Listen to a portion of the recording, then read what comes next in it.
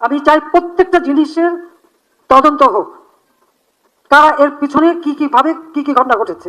অবশেষে দীর্ঘ 1.5 বছর পর হাদি হত্যার ইস্যুতে জাতির উদ্দেশ্যে ডক্টর ইউনূসের ষড়যন্ত্র নিয়ে এবার মুখ খুললেন সাবেক প্রধানমন্ত্রী শেখ হাসিনা।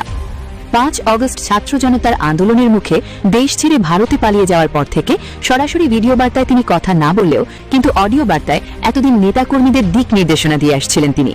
এরপর সম্প্রতি আন্তর্জাতিক ট্রাইব্যুনালে মানবতা বিরোধী অপরাধের দায়ে শেখ হাসিনার ফাঁসির রায় দেয় ট্রাইব্যুনাল। এরপর থেকে শেখ হাসিনার বিতর্কিত ফাঁসির রায়কে ক্যাঙ্গারু কোর্টের রায় বলে মন্তব্য করে বেশিরভাগ নেটিজেনরা। কিন্তু এবার হাদি হত্যার ইস্যুতে আওয়ামী লীগ নিয়ে একের পর এক বড় ধরনের ষড়যন্ত্র হচ্ছে। সাধারণ মানুষকে দেওয়া হচ্ছে আওয়ামী লীগকে নিয়ে ভুল মেসেজ। কিন্তু এবার দীর্ঘ 1.5 বছর পর জাতির উদ্দেশ্যে দিল্লি থেকে ইউনূসের ষড়যন্ত্র নিয়ে সাবেক প্রধানমন্ত্রী শেখ হাসিনা বলেন, হাদির সঠিক বিচারের নামে তামাশা হচ্ছে, সব হচ্ছে আওয়ামী লীগের বিরুদ্ধে ইউনূসের গভীর এক ষড়যন্ত্র। আমি চাই এর সঠিক তদন্ত হোক, দরকার হলে জাতিসংঘের বিশেষজ্ঞ পাঠানো হোক অথবা অন্য দেশের বিশেষজ্ঞ। কারা এর পিছনে কি ঘটনা ঘটেছে এবং সেই জন্য আন্তর্জাতিক জাতিসংঘকে আমি চাই এর সঠিক বিচার। কারা এর পেছনে আছে, কলকাঠি নাড়ছে আর সব দোষ দিচ্ছে আওয়ামী লীগের ওপর।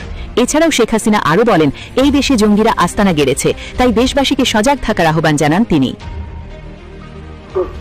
জঙ্গিবাদী হিসেবে আন্ডারগ্রাউন্ডে যে আবার ধ্বংস করার চেষ্টা করবে, সেখানে ওই জঙ্গি সংগঠন হিসেবে এদেরকে মোকাবেলা করা এবং মানুষকে রক্ষা করার চেষ্টা সকলকে মিলে করতে হবে।